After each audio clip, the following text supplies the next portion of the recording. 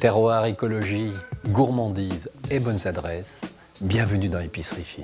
Allez, cap sur les Combrailles Limousines, un terroir méconnu de la Creuse. Et on se retrouve ensuite, comme d'habitude, pour une nouvelle recette.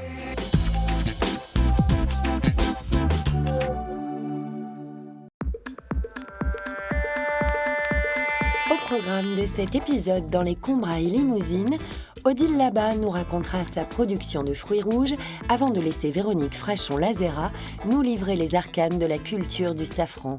Histoire 2 mettra le gâteau du département à l'honneur. Puis nous irons suivre l'évolution des plantes exotiques invasives autour d'Évaux-les-Bains. On poursuivra avec le guide hédoniste et bien sûr la recette de Guy Martin, carré d'agneau, pommes sautées au cèpe, jus au thym. Et on démarre tout de suite avec Itinéraire paysan.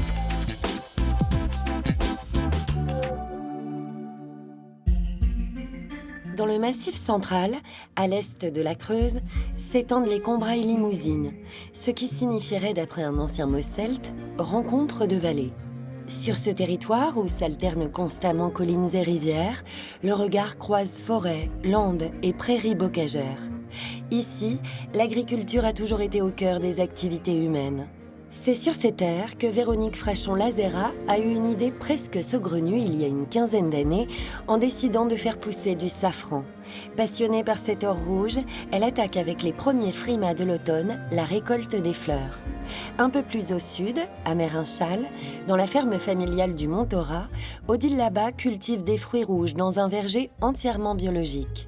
En cette belle matinée, elle doit entretenir, tailler et désherber ces vergers qui ont donné tant de fruits l'été précédent. On commence la taille, donc là c'est un verger de petits fruits rouges. Donc à l'entrée il y a des mûres, des cassis, des groseilles et ensuite des myrtilles. Et donc là la cueillette est terminée bien sûr puisque les fruits rouges ça se récolte juillet-août. Et du coup maintenant le travail de cette saison c'est la taille essentiellement.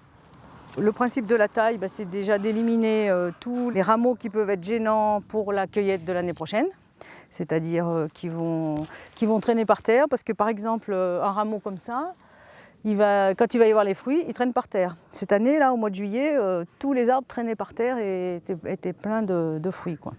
Donc on enlève ce qui aura tendance à tomber. Donc par exemple, je vais enlever ça. Et puis ce qui gêne aussi le milieu, parce qu'il faut faire un milieu un peu dégagé pour aérer l'arbuste. Alors le travail au verger, moi je trouve que c'est quelque chose qui est très apaisant. Et ça permet de réfléchir, de méditer. On est au calme, on est dans la nature bien sûr, avec un paysage plutôt pas mal. En pleine nature et surtout en la respectant, puisqu'Odile a fait le choix de l'agriculture biologique il y a une dizaine d'années, et ce malgré les contraintes supplémentaires que cela implique. Donc là, on est dans le désherbage manuel, puisqu'on est en bio, donc tout se fait manuellement. C'est l'aspect le plus contraignant entre le bio et le conventionnel, clairement, tout ce qui est désherbage. Bon, alors, en même temps, le désherbage chimique, c'était pas non plus total et absolu. On désherbait en février, par exemple, on passait au glyphosate, donc le verger au printemps, il était nickel chrome, et puis l'herbe, elle repoussait en mai-juin, donc il fallait repasser encore fin juillet, etc. Donc, quand on a planté le verger, donc en 1998, c'était pas très à la mode, toutes les questions environnementales et autres, donc on l'a planté en conventionnel. Et en 2009, on a converti l'exploitation à l'agriculture biologique. Et on s'est aperçu que, personnellement, je trouve que les arbres sont mieux. Ils sont développés en végétation, ils ont moins d'attaques de maladies. Notre conversion en bio, ça n'a été que positif pour nous. Après, il est vrai que les collègues nous regardent comme des doudingues, mais bon, à la limite, peu importe, quoi. Et surtout, ils nous disent, vous ne pouvez pas faire de rendement en bio, c'est pas possible. Alors que, on en fait moins qu'eux, certainement, mais le produit est mieux valorisé, donc au bout du compte, économiquement, je pense que c'est positif. Framboises, groseilles, myrtilles et autres cassis, Odile vend l'essentiel de sa production en frais. Mais elle garde tous les ans une partie de ses fruits rouges pour les transformer dans son petit atelier. Aujourd'hui au programme, c'est confiture de mûres.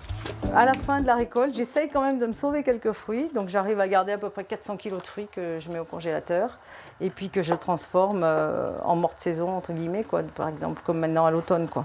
Donc je fabrique des confitures, des gelées, des sirops, du vinaigre à la framboise et des pâtes de fruits. Voilà. Et je travaille donc par petites quantités puisque je transforme 5 kg par 5 kg.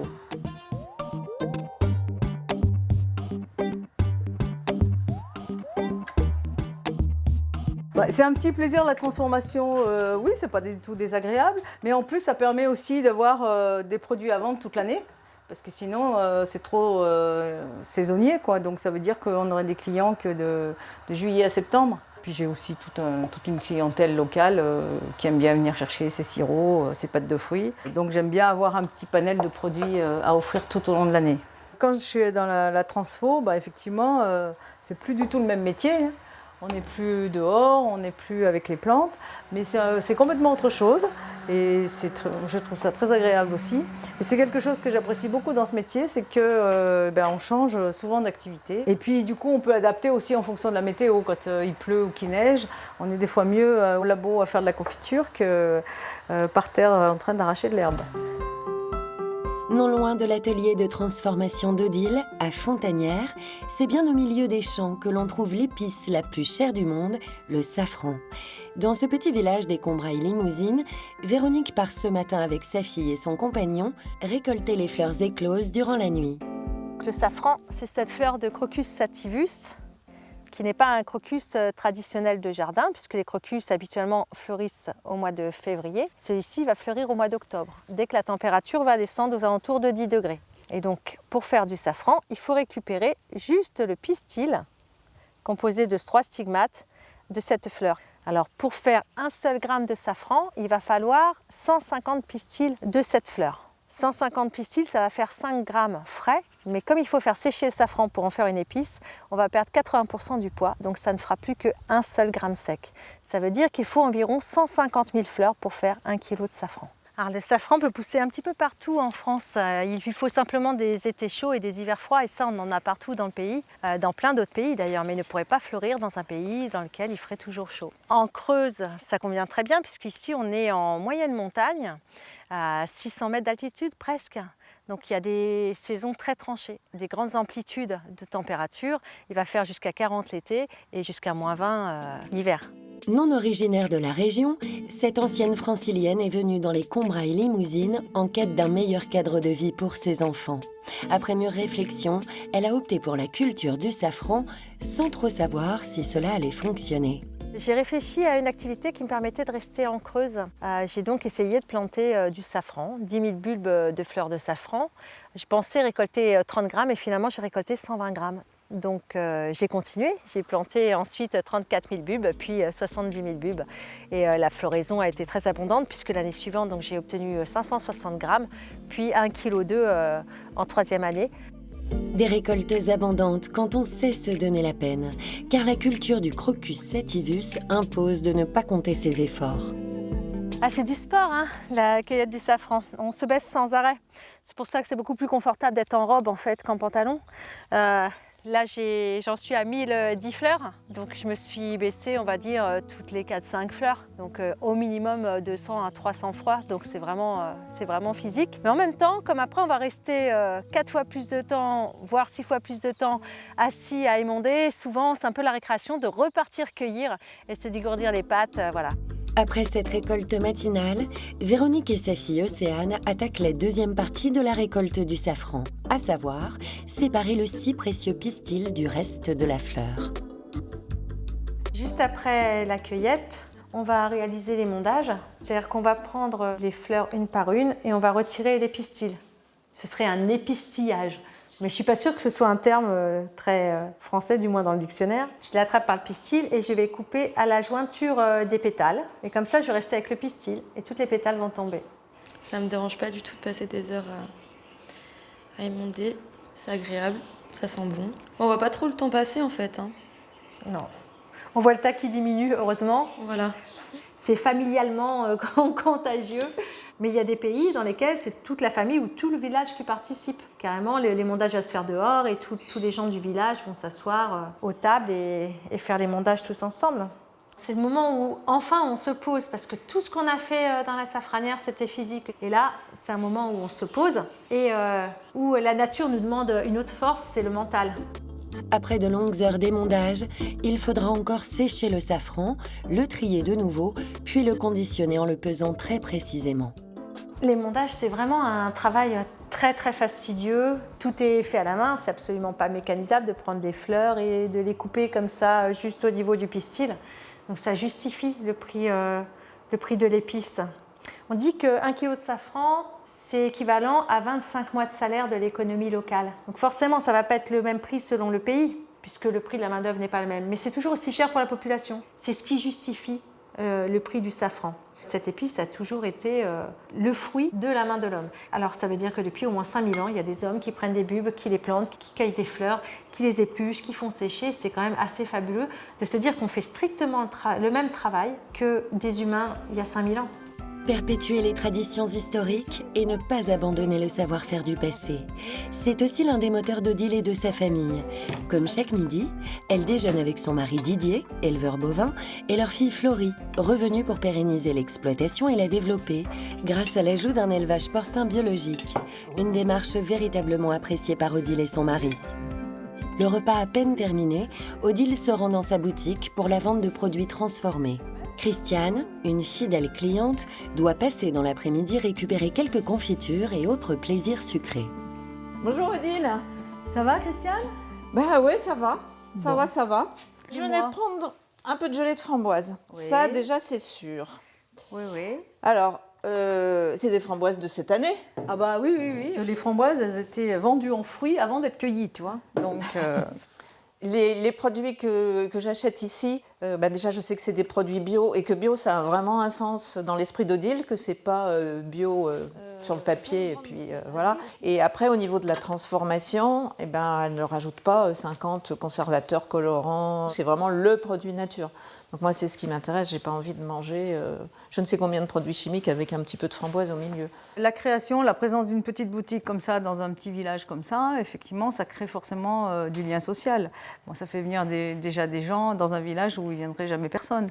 Ma famille était originaire d'ici, du Montorat, et j'ai toujours voulu me réinstaller là, donc ça a déjà mission accomplie. Et en plus, quand je vois que ma fille reprend l'exploitation derrière, ça me fait aussi plaisir parce que je me dis que ça va pérenniser l'histoire du village, l'histoire de la famille. De son côté, Véronique est occupée cette fois-ci avec des bulbes de safran. La récolte n'est même pas terminée qu'elle doit déjà penser à la prochaine. Dans ces caisses, il y a des bulbes qui sont en train de fleurir hors sol. En réalité, ces bulbes ont été conservés pour pouvoir combler les trous qu'il pourrait y avoir dans la safranière. Mais pour savoir s'il y a des manques, je suis obligée d'attendre que tout soit sorti. Donc quand tous les bulbes sont sortis, on va combler avec un plantoir tous les trous où il manquera un peu de safran, parce que parfois il peut y avoir un ver blanc, des taupins ou bien un campagnol qui a mangé du safran. Donc il y a quelques endroits où il en manque. Je conserve toujours 3 à 5 000 bulbes pour pouvoir combler les manques. Replanter des bulbes alors que la cueillette n'est pas finie, la culture du safran peut sembler ingrate. Mais en réalité, tous ces nouveaux bulbes, Véronique ne les a pas achetés. C'est un autre cadeau du Crocus sativus qui a la capacité de se multiplier rapidement. Après avoir fleuri au mois d'octobre, le bulbe il va partir en feuilles. Il va faire cette végétation qu'on voit sur les autres bulbes. Donc il va faire cette végétation et puis il va naître des bulbes filles tout autour qui vont peu à peu manger le bulbe mère, ils vont s'en nourrir. Et donc à partir du mois d'avril, celui-ci sera mort et sera remplacé par 2-3 gros ou peut-être 5-6 petits. Ça veut dire qu'en fait quand on plante un bulbe, on va en avoir au moins 10 fois plus au bout de 4 ans, voire 80 fois plus. Ce qui me permet tout au long de ces 4 ans à la fois d'avoir une production de fleurs de safran pour faire l'épice, mais aussi une production de bulbes pour faire de la vente de bulbes et pour replanter moi-même les safranières sans jamais avoir à racheter des semences. Une nature fertile pour qui sait la respecter. Dans les Combrailles limousines, Odile, Véronique et tant d'autres encore récoltent ainsi chaque jour des fruits ou des épices en veillant à rendre à cette terre nourricière un peu de ce qu'elle leur a offert.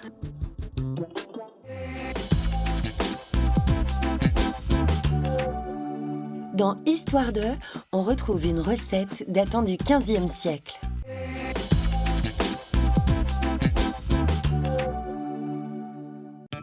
Dans les Combrailles-Limousines comme ailleurs, l'identité du territoire passe par sa gastronomie. Voilà pourquoi fut créé au début des années 70 le creusois, un gâteau moelleux au bon goût de noisettes.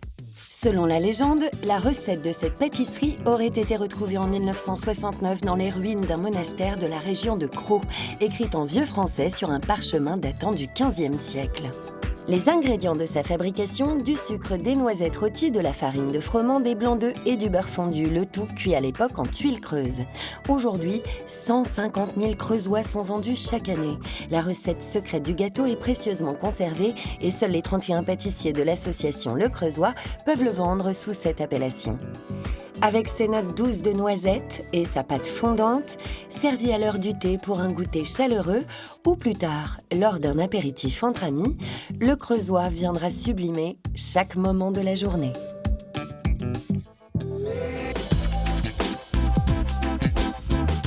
La nature évolue aussi au gré des espèces qui se déplacent. Dans l'écologie en action, Florentin Brard et Amélie Baudin cartographient de petites plantes surprenantes.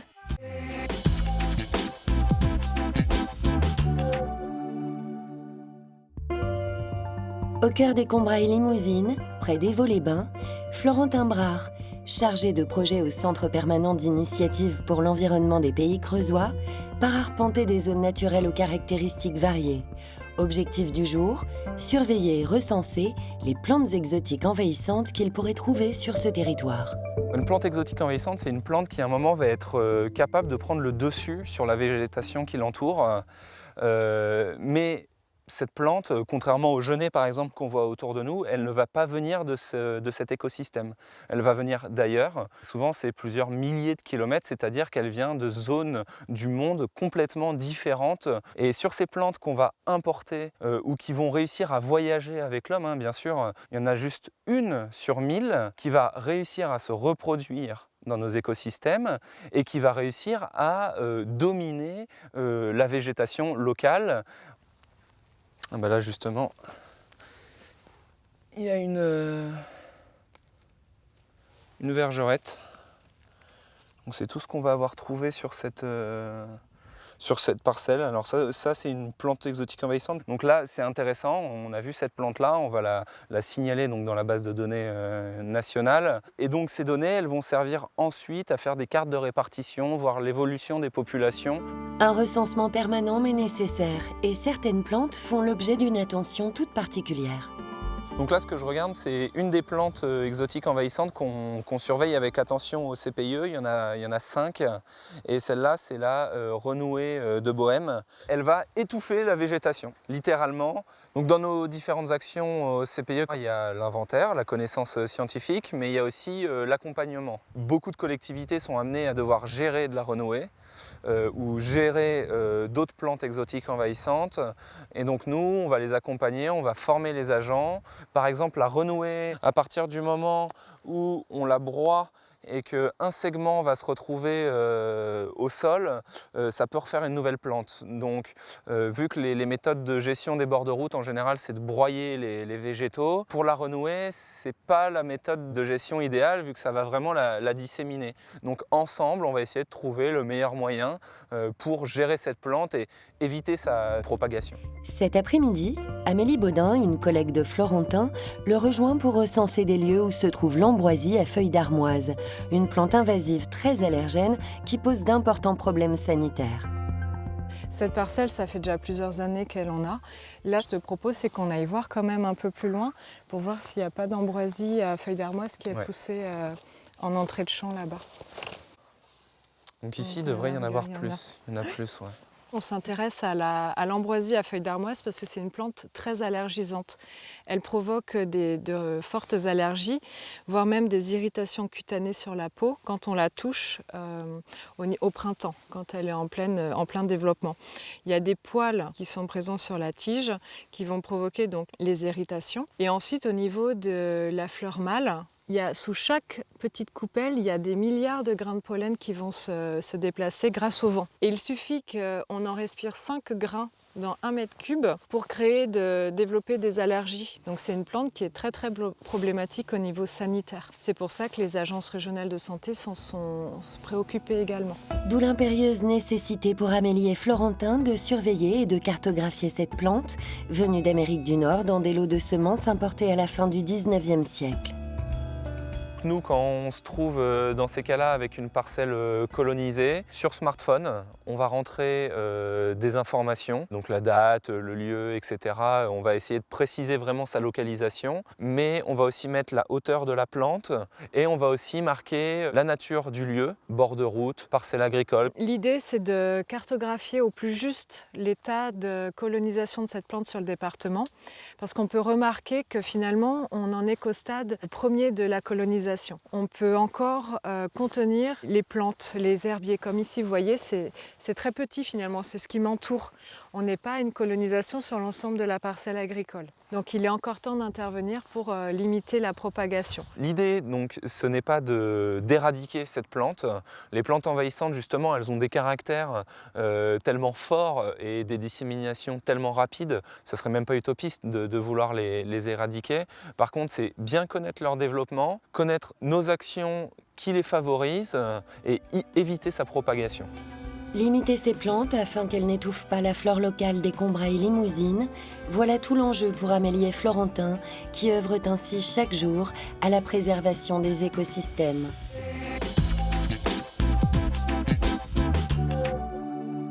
On vous livre maintenant 4 lieux pour découvrir un peu plus ce terroir.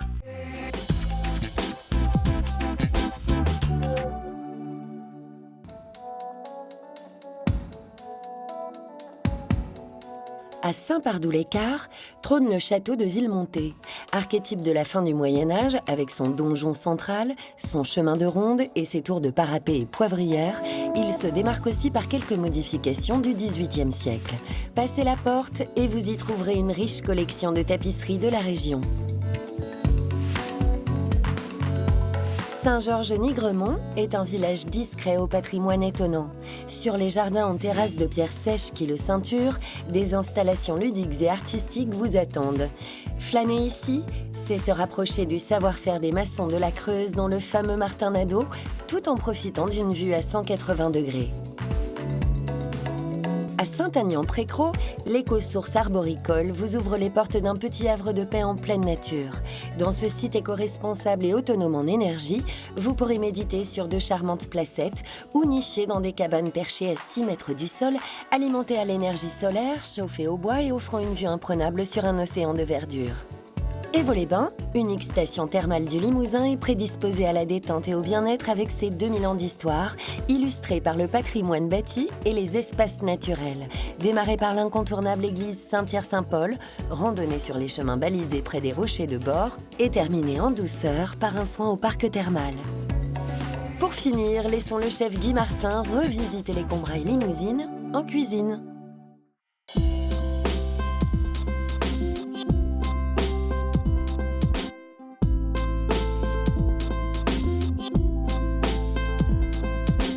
Aujourd'hui, je cuisine pour vous un carré d'agneau, pommes sautées au cèpe, jus au thym. Pour réaliser cette recette pour 4 personnes, il vous faudra 2 carrés d'agneau de 6 côtes, 2 kg de pommes de terre Charlotte, 200 g de cèpe, 50 g de graisse d'oie, une échalote, 5 gousses d'ail, 5 branches de thym, un oignon, une carotte, une botte de persil plat, 20 centilitres de vin blanc, 10 centilitres de vinaigre de RRS, 100 g de beurre, sel fin, poivre du moulin et huile d'olive. Mâchonnez le carré d'agneau et gardez les parures pour la sauce. Bien gratter les os, retirez la couche de gras et réservez le carré d'agneau. Si mâchonner vous fait un petit peu peur, vous pouvez demander à votre boucher préféré de le faire pour vous. Il se fera un plaisir de le réaliser. Coupez les queues de cèpe et les frottez, les émincer et réserver. Épluchez l'échalote et l'émincer finement. Épluchez les gousses d'ail, les couper en deux, les dégermer et en hacher 3. Épluchez l'oignon et l'émincer. Épluchez la carotte, la couper en 4 et l'émincer finement. Effeuillez le persil et le hacher. Dans une casserole, mettre de l'huile d'olive et faire revenir toutes les parures d'agneau. Une fois bien coloré, ajoutez l'oignon, la carotte, les gousses d'ail coupées en 2, 4 branches de thym et 30 g de beurre. Bien enrober la garniture avec les parures. Mouiller avec le vin blanc, laisser réduire et couvrir d'eau à hauteur. Laisser réduire de nouveau de moitié et passer au chinois étamine. Réserver dans une casserole à feu doux. Éplucher les pommes charlotte, les couper en rondelles et les mettre dans l'eau. Globalement, les pommes de terre, surtout une fois qu'elles sont émincées, en rondelles, en frites, quelle que soit la façon, il faut éviter de les faire séjourner trop longtemps dans l'eau car elles ont tendance à durcir. Déposer le carré d'agneau sur une plaque, l'assaisonner, ajouter de l'huile d'olive, 50 g de beurre, une branche de thym, puis enfourner à four chaud 9 minutes à 180 degrés. Dans une poêle avec de l'huile d'olive, faire revenir les cèpes, puis les débarrasser avec une écumoire. Ajouter 20 g de beurre dans cette même poêle, blondir les échalotes, remettre les cèpes, assaisonner et réserver. Si vous avez le choix, choisir bien sûr des cèpes le plus frais possible et petits, ils seront plus faciles à cuire. Dans une poêle, mettre 50 g de graisse d'oie, puis faire rissoler les charlottes. Après une dizaine de minutes de cuisson, ajoutez l'ail et le persil haché. Pour le dressage, coupez les carrés d'agneau en côtes. Sur une assiette, disposez les pommes sautées en cercle. Les cèpes au centre, en les arrosant de jus de thym. Terminez par l'agneau et servir. Je vous souhaite une excellente dégustation et je vous dis à très vite pour une nouvelle recette.